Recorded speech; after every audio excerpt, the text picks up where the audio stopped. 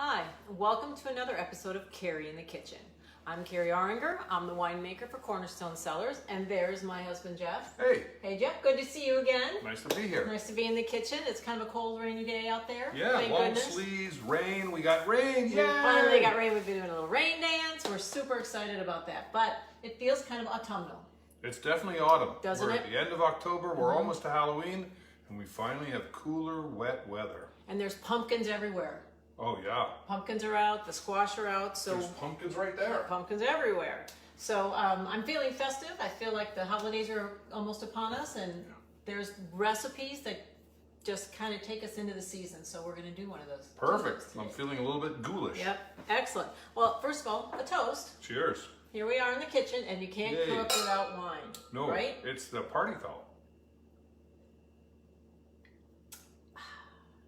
Oh, Delightful. that's All worth right. cheersing anytime. Now that's worth cheersing. So we have a couple of recipes where we're using some squash, pumpkin, if you will. There's so many recipes. We really poured over that this week. We can make pumpkin curry, or we can make pumpkin soup. And so what we did come up with There's a million squash recipes. a million squash and a recipes. million different squashes. And it's an economical ingredient as well, Absolutely. We especially used to- this time of year. You used to eat a lot in college because we were broke. And it'll go a long way. Oh yeah, fills you up. It doesn't cost much. It doesn't cost very much. So the first thing we're going to do is a tart, right? And it's going to be with butternut squash and some Gruyere cheese and some mushrooms. Yeah. So let's walk through that. We've done some prep on this so Yeah, that we we can pull it pretty much together. prepped, we've cooked everything that we're going to put together. Now we're just going to combine the ingredients and we're going to construct the tart. But the very first thing you need to do is don't make your puff pastry, buy a package of puff pastry. You can make it. Yeah, if you want to. I mean, it's a lot of work. If you ever watched the Bake Off on the British baking show, my goodness, those people sweat bullets trying to make puff pastry. Yeah. When you just go to the store for a couple of bucks, you get a nice roll of it. You roll it out to the right size. On this particular occasion, you try to fit it into your cookie sheet. So you're doing 11 inches by anywhere from 13 to 15 inches. So it's a pretty easy thing. You bake that, you put it in a 400-degree oven for 20 minutes. You make sure it's not puffing up too bad. If you do, you puncture it, and then you let it cool because you want it to be nice and solid and use it as a base when you put your ingredients on. So it's real simple. And it looks perfect. It's a beautiful Can't thing. wait I to mean, you try it. really feel like a baker. You pull it out, you go, "Oh, I'm a genius!" It's like, no, you bought it at the store. You did have to roll it. You did use a You had rolling to roll pin. it, and you had to heat it, and You I did. heated it beautifully. Yes, you did. And then what you do is you basically prep all your vegetables. You're chopping up your squash, Butternut squash. butternut squash. There it is, and you chop it up into 1/2-inch pieces. You put it on a cookie sheet, you douse it with some olive oil and salt and pepper. It's so simple. You put it in a 375-degree oven for about 25 minutes until it softens, and you're done. Because this is a pretty hard squash. That's a really hard most squash. squashes It are does hard, need- they need baking. So that's done. Then what you do is you take, on the stove in a pan, you take some shallots and you start to cook those in some butter and oil, olive oil again. And then once that's pretty much getting there, you add mushrooms, which are chopped up into small 1-inch pieces. Any kind of mushroom. Yeah, and it's literally your choice. And you did a couple of different ones, and you did. chopped them up. I did. And you did, I think, shiitake and cremini. I did. And that is pretty simple, straightforward. That takes, 7 minutes. You cook it with a little lid on it for a while. You stir it every once in a while. Once it's done, after 7 minutes, you take it off the heat. You add a little salt and pepper. You add a little bit of nutmeg at that point, and a little bit of sherry vinegar, and that just brings up a real bright aroma. And your mushrooms are done. You can sit there and let them cool, and you add, once they're cool, you can add them to your squash. And basically, you're just combining everything in order. Can I hand you that? You can. And I'm just going to jump in real quick because I never used to cook with fresh nutmeg. Yeah. I used to get it in the little container in the Fresh store. spices are the way to go. But you can just get these, and they come in the regular spice department, Yeah. in the little rack, you know. They look like little And, nuts. and it's not that difficult. You might scrape a knuckle. Oh, there it goes. It's not that difficult, but you just grate a little bit in there, Yeah. and you can smell it. Yeah, it's very aromatic. And it smells like autumn. You can do it in very much so. You can do it in a separate little bowl. You only need about a quarter teaspoon. We probably put in a half a teaspoon because we like the aromatics. Then you take some Gruyere and you just add that in because the Gruyere is going to make it nice and melty and gooey. About a half a cup. Yeah, about a half a cup of Gruyere. Yep. Then a quarter cup of creme fraiche, just beautiful stuff. And I put the 2 tablespoons of thyme in there, so it's got a little binding ingredient. Not 2 tablespoons. 2 teaspoons. Yeah. I told you I might mess It's that a up. lot. 2 teaspoons of thyme. And your creme fraiche. And then the last but not least, 2 egg yolks. And that's just going to give it a little richness and bind that tart together a little bit. Fresh from the farm. And now you've got all your ingredients. You break your yolks. You combine them all. Stir them up a little bit. And this is going to take just a second to get everything nicely done. So while you're doing that, I want you to stir that. I want to talk about the wines that we're going to be tasting today. Yeah.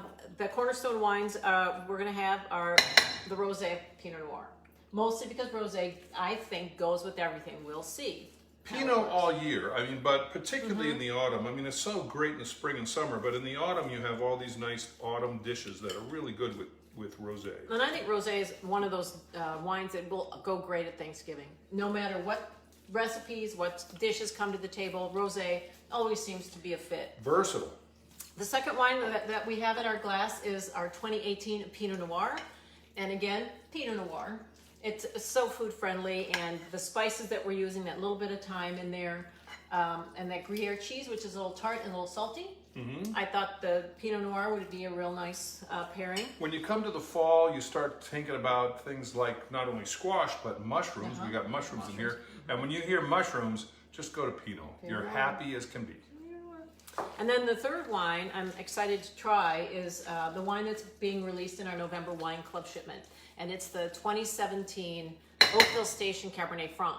And we don't make very much of it. We make about 100 and 125 cases. So it goes directly to our wine club for the most part. And there's a little bit in our tasting room, our new Yountville tasting room. Woo, that opened. We just opened. Yay. Yeah. Cut the ribbon on that a week ago yesterday. The mayor came and we cut the ribbon. Life was really good. A big party. We're in Yountville. Please come visit us. Go to the website. You can make an appointment to come visit. So for the wine club, we've got the 2017 Cabernet Franc. So I think that too, with that nice rich spice, dark fruit, I think is going to go great. Nothing says fall like dried leaves and wonderful flavors. And the Cabernet Franc has wonderful sort of earthy flavors that are perfect for fall. So you've got that all mixed up. This is all blended together. It's just in one little bowl. It's as simple as can be. You take your pre-baked crust of puff pastry. Takes about 20 minutes to get that baked. Yeah, 20 minutes at 400. Okay. Yep. And in the meantime, you can be prepping this. That's correct. And then all you do is put it on. It's like a pizza topping. You just smear it on there, and it comes out about 1 inch thick all the way across the entire crust. It's a pretty simple dish. So once you've got, you've pre-roasted your vegetables, you've pre-sauteed your mushrooms and your shallots. Shallots are so good. There's a little bit of vinegar in there. Yeah, the sherry vinegar. I mentioned that when I was talking about the mushrooms. I can smell it now. And the nutmeg. Yeah. Yes, you can smell the vinegar. It's all kind of come together. And the vinegar, literally, you're using 1 teaspoon of vinegar, and it just completely aromatizes the whole dish. I think it lit up the nutmeg a little bit. It does. It helps give you the flavor of the nutmeg. We'll take that. So once you've got your mixture all out there, you just spread it around on your entire puff pastry to where it's fairly even. And you want to leave about a ½ inch on the entire border. And what you do is, what we did was actually cheated a little bit. We crimped the pastry a little bit on the ½ inch border, just so it would have a little bit of a boundary and keep all the vegetables in. But this is pretty simple. It just goes into a 400-degree oven for 15 minutes. And it doesn't get a lot of jostling. It doesn't fall apart. It's not delicate. It's not like a souffle. And bang, That's beautiful. You're done. I can give you that. That is gorgeous. And in that amount of time, you slam this together, and now it's time to go in a 400-degree oven. So we'll do that right now. You could cut that into slices for a family meal, Yes. or smaller pieces. That would actually be a nice appetizer. It's recommended. You can serve it as a side dish, as a vegetable dish. You can serve it as an appetizer. You can serve it as a main course with a salad. I mean, it's a great lunch. It's all sorts of things. So, through the magic of television, boom, we have one of these. Oh my goodness! Already There's one all done. Sitting there looking Wow! pretty. Smell that. I'm going to toss this in.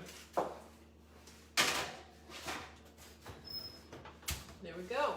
Better set the timer. I'm going to. You know, we've burned things before. It happens.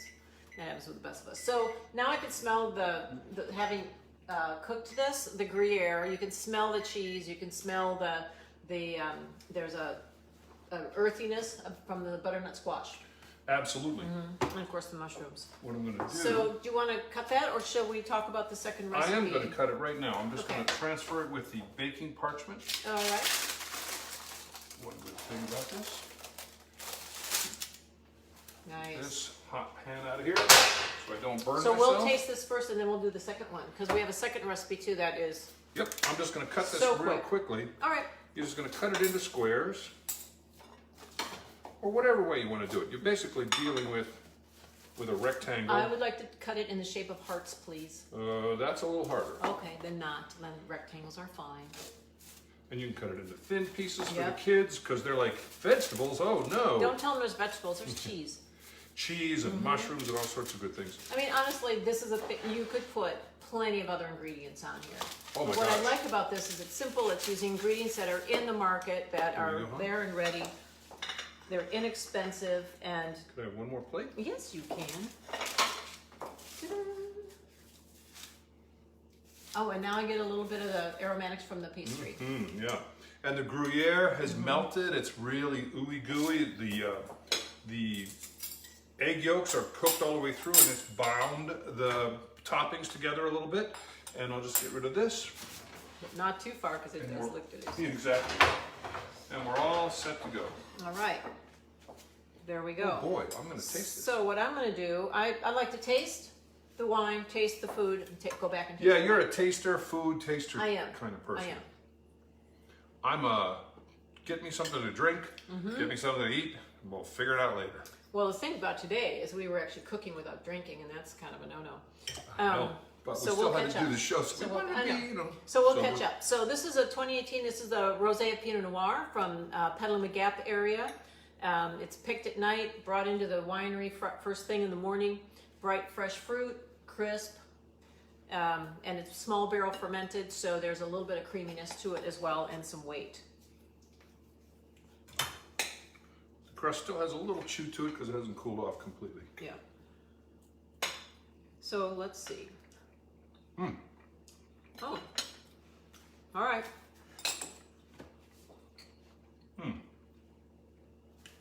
Now you think that's just vegetables on a tart, but when you add in that rich egg yolk and then all that Gruyere cheese, Tiny little bit of thyme. and then, and then that 2 teaspoons Fresh. of teaspoons, not tablespoons That's of right, thyme. first time.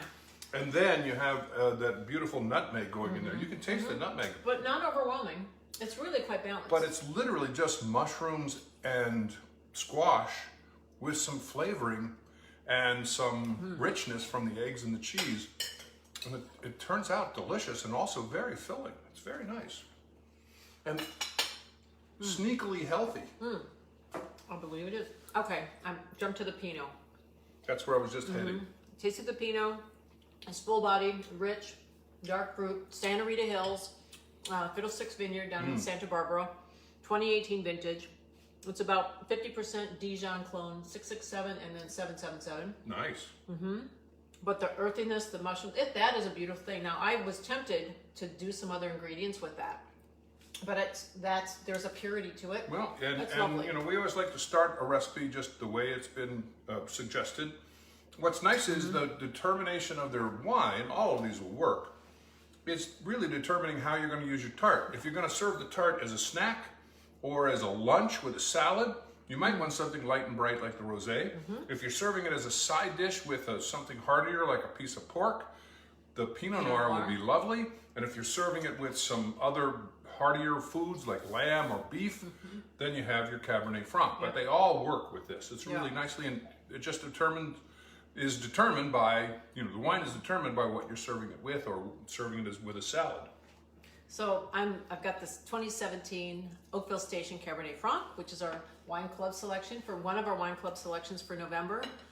The other one is the 2018 Benchlands Cabernet, which we'll actually be using next week with another couple of recipes. So this is the Cab Franc that we have today. The butter pastry really richens it up, but then you have all the cheese and then the egg yolk. It's a very rich dish, very filling and satisfying. It's a nice, this is a cold weather kind of a recipe. It could handle Cabernet, it could handle Cab Franc. Cab Franc. I was thinking that 2018 Benchlands Cabernet would be delightful. It would be good with Merlot. Oh, it'd be really good with Merlot. Oh, you could throw bacon in there, and then it's really going to be great with Merlot. Right. Yeah. Thank you, Sean. Yeah. No, that was Jackson. Oh, Jackson. Oh, that's right. And then the other thing you could do is you could try it with a Syrah or a Rhone blend, but the GSM that you used to make was really good, and that would be nice as well. But I just love these wines. Just a Cabernet or something hearty or Cabernet Franc. The Pinot Noir and the Rosé are just natural. Just beautiful fall dishes. Fall dish. And speaking of fall dishes, yes, magically, another accompaniment to a meal that you're going to serve in the fall. And we've already made this. Yep. Carrie made this one from head to toe. Yeah. So I'm going to have her describe it. start with an acorn squash. There were years I never bothered with these in the store. I didn't know what to do with them. They were hard. They don't look friendly. No, they don't. They're pretty. They're certainly decorative. But acorn squash, they like when you're on a budget, they go a long way. Oh my gosh. And this is so simple. You cut it in half, and as you can see, I sliced it in 3/4 inch slices. Yeah. And you seed it, cut it. I took the seeds out. Done. Yep, sliced it. I put a mixture of olive oil, a little grated Parmesan cheese, and some thyme, salt and pepper. That was it. Once again, squash and thyme. It's just squash, and grated it Parmesan. cooks. So cheese and thyme and squash. It cooked in about 22 minutes. And olive total. oil. Yeah. And olive oil, for sure. And you flip it after... I flip it after about 18 to 20 minutes. Yeah, that's But perfect. it's so simple, and it's so quick, and it's such a beautiful dish. And then one of the suggestions was you serve it with brown butter and sage leaves. Now, that doesn't sound terrible to me at all. And it's a classic Italian dish because in the fall, wherever you go, especially in Tuscany and Piedmont and that area, but in Tuscany, they do a lot of butternut squash, ravioli, and things like that, and they serve it with a brown butter and sage sauce. And so that's what we did here. And it couldn't be easier to make a brown butter sage sauce. You take some butter. Basically, I love these recipes that say start with a stick of butter. One stick. You put it in the pan, let it start to melt. As soon as it starts to foam, you toss in your dried, fresh sage leaves. That will cook for about 3 minutes. As soon as it quits foaming, you take it off the heat. You squeeze some lemon on there or some lime if you want, a little bit of pepper if you want, but it's done in 3 minutes. And it's so good. These are from the garden. Yeah, we picked these out of our garden, and when you taste these, you're like, wow, it tastes like it's breaded or it's just the brown butter. They call it noisette because it comes out the color of walnuts, and it's so good. And it makes the house smell great. Oh. I could smell it all the way through the house. Man, there's nothing like brown butter. It's so good. So let's just have a bite of this acorn squash. All right.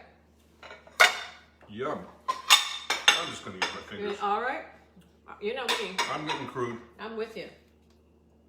Get a small. And you have the option of eating it with or without the peel. You can peel it if you want, but it's really hard to peel acorn squash. You do peel the butternut squash, and that's the hardest part of the whole prep, is peeling all that. Oh my gosh, with that brown butter sage sauce. Oh my gosh, that is so When good. we made this yesterday, it was fine without the butter, butter sauce. It was beautifully fragrant. It had that nice Parmesan cheese, freshly grated. But what's not better with butter? I know. So, Which one of these? What about the wine? I'm going to again start with the Rosé. I'm going to Pinot as Noir. well. Cheers.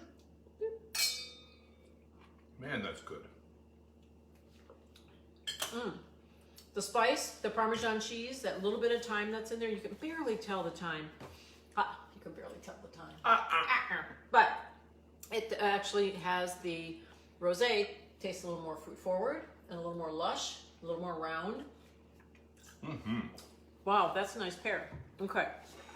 The brown butter gives it almost a bready flavor. So good. All right, Pinot Noir. Pinot Noir. 2018, Santa Rita Hills, down in Santa Barbara, Fiddlesticks Vineyard. Let's see, Pinot Noir. You know, the problem is I always take too big a bite. Oh.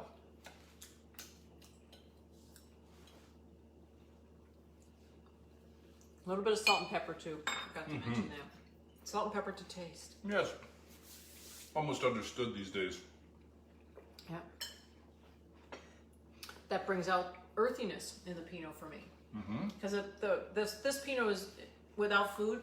There's a lushness to it. There's a round, kind of a dark fruitiness to it. But it brings out some complexity for me and a little bit of earthiness. The squash in the tart also brought out some earthiness, but this squash really brings out the earthy character to that. And I'm going right for the earthy Cab Franc. I'm going to go Cab Franc too then. Why not? 2017, Oakville Station, right in the heart of Oakville. The University of California, Davis owns that property, farms it, uses it for research, most highly researched vineyard for sure in the country, maybe the world. And we're lucky to get a little bit of fruit from there. Beautifully balanced. Really good with all three of those wines, but I think I love the Cab Franc with The it. Cab Franc. With the sage, it's so good. Yeah. The Cab Franc reminds me of autumn. Maybe it's why we release it this time of year. Yeah. But Lynn is the same way. I work with Lynn, and she's like, Cab Franc for me in the fall. Well, some people For sure. describe Cab Franc as the aroma of dried leaves, and it's like, well, some people go dried leaves, and it doesn't sound good. Doesn't sound good. But it can be just wonderful. It has this autumnal characteristic, but I love it with the sage. The sage has this herbal character, and it's not an herbal wine, but it's so delicious with this sage. This is a fireplace wine. Oh yeah. This is when you've been outside doing some yard work in the fall, cleaning up your yard, leaves, whatever.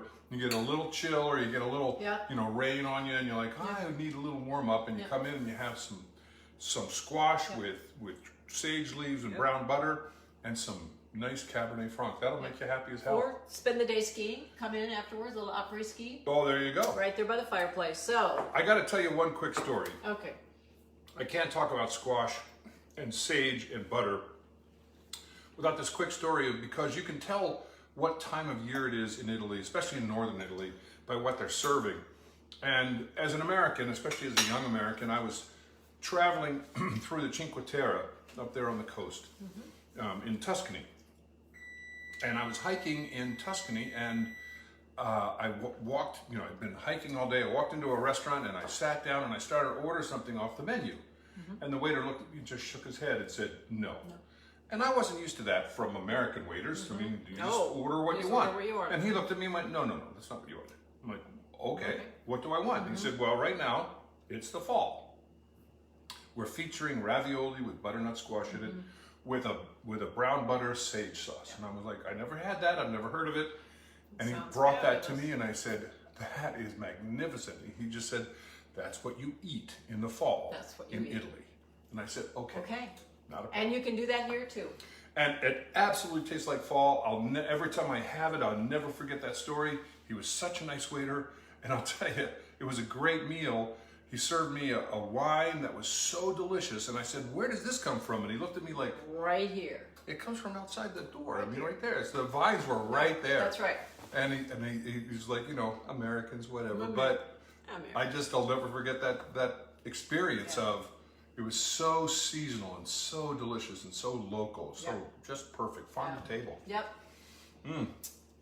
Well, that was fun. That was fun. These are great recipes. They're fun, they're quick, they're easy. They're fall. They are fall. So next week we'll be back in the kitchen again. We've got a couple of more recipes. We're going to pair those with the other wine club wine that we have coming out in November, and that's the 2018 Benchlands Cabernet. So we'll be doing that. So we are open in Yountville now. Please come visit us at our tasting room there. We'd be happy to host you. We'll have these wines open. We might not have these nibbles available, but we'll have the wines open. So, But you can make them at home because That's they're right. easy, and I hope you enjoy your That's right. fall menus. thank you for joining us, and cheers. I'm gonna need you some more. Cheers. Love you. We hope we'll see you next week, right here in Kari's kitchen.